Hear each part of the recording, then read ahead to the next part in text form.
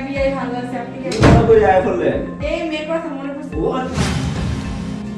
আরে ভাই আজব তো বিয়ে আপনি এরকম কি করতেছেন এসব আরে মানে আমি একটু ইয়া করলাম আর কি আপনার সাথে বিয়ে হয়নি আর বিয়ে হয় কি করা যায় না আচ্ছা ঠিক আছে বাদ দেন আচ্ছা চলো ভিতরে যাই তো কি অবস্থা বিয়ে হয়নি এই তো ভালো আমার মেয়ের জামাই কোথায় ওদের তো দেখতে পাচ্ছিস না হ্যাঁ ওরা আছে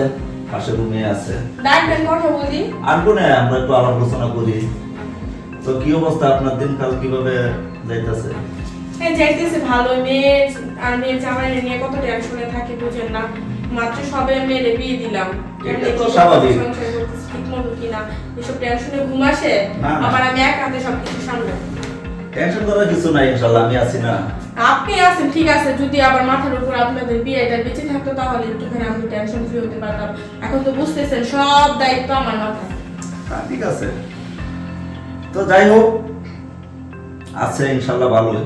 একটু ভালো করে দেখে শুনে রাখবেন আপনার হাতেই কিন্তু আমার মেয়েকে তুলে দিছি বুঝছেন এখন বিয়াই শুনেন আমি একটা কথা বলি বলেন এখন তো মনে করেন যে বিয়াইও মারা গেছে আমারও ওয়াইফ মারা গেছে হ্যাঁ এখন আমি চিন্তা ভাবনা করছিলাম আপনাকে আমি বিয়ে করব আজব তো আপনি এসব উল্টাপাল্টা কি কথা বলতেছেন হ্যাঁ উল্টা পাল্টা বলি নাই ঠিকই বলছি আপনি কি মান সম্মানের মাথা খাইছেন কেন কি সে আমার লজ্জা লাগতেছে আমার ঘৃণা লাগতেছে আমি কি একটা ফ্যামিলিতে আমার মেয়েকে বিয়ে দিছি বেআইন একটু ধৈর্য ধরেন একটু ধৈর্য ধরেন আমি যে প্রস্তাবটা আপনাকে দিছি আপনি একটু ভেবে চিনতে আমি কি ভেবে চিন্তে কি দেখবো হ্যাঁ আমার মেয়েকে এখানে পাঠিয়েছি সংসার করার জন্য আমি নিজেকে এখানে সংসার করতে আসবো আর আপনার মাথা কি গেছে শুনেন বেআইন একটু চিন্তা ভাবনা করে দেখেন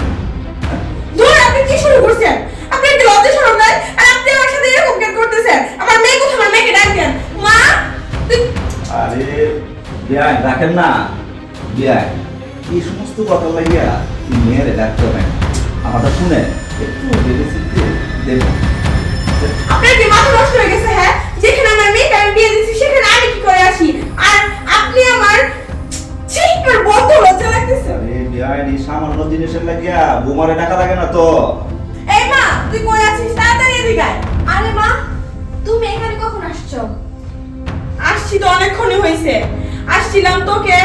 আর তোর জামাইকে দেখার জন্য এখন আইসা যে আমার সাথে এরকম হয়ে যাবো এরকম কিছু ঘটবো আমি কখনো কল্পনাও করতে পারি নাই যে আমি মেয়ের বাসায় আইসা এরকম ভাবে অসম্মানিত হব কি হয়েছে মা?